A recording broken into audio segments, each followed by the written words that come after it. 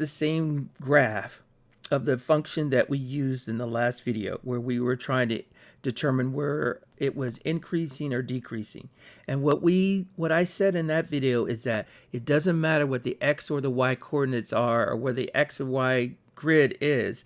You can always figure out just looking at the graph, starting from the left and reading to the right, you can always determine whether it's increasing or decreasing. Now, if I ask you, where is this same graph positive, negative, or zero? You can't tell me. You cannot tell me until you have it placed on a graph. Now I can tell you this is the x-axis right here. It would go across like this, right?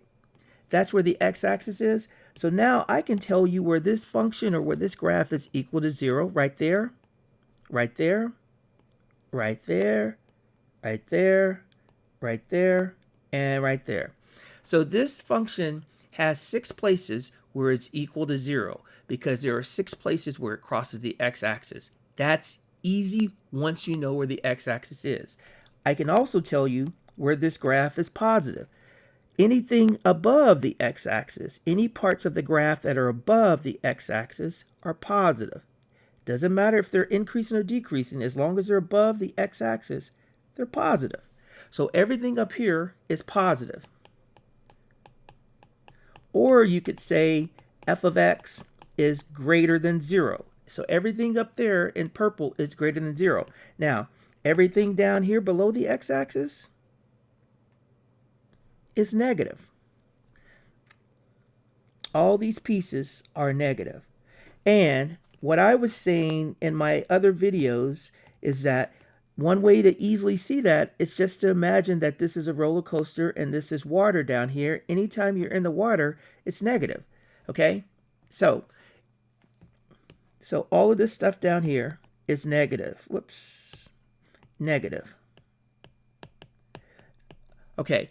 That's only true when you know where the x-axis is. So watch what I do now. So I'm going to back out all of this stuff because I want to show you guys something. Now, if I take the same graph on the same graphing paper, but now I move that graph down, it changes everything. So now, where's the graph equal to 0? It no longer has 6 points. It only has 3 points. Here's 1, here's 2, and this other place where it just touches, that's the 3rd place. Those are the places where the graph is equal to 0. Now, you can see the places where the graph is now positive, that's also changed. Okay, that's the little piece that's positive. And then everything else is negative. All of this stuff down here is negative. Now, it doesn't matter if it's increasing or decreasing. If it's below the x-axis, it's negative. So this is all negative.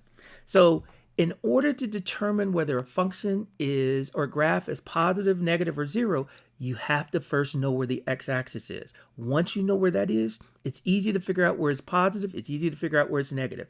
All right, guys. So in the next assignment, I'm going to give you graphing paper. I want you to draw your own graph, and I want you to clearly label where it's positive, negative, and equal to 0.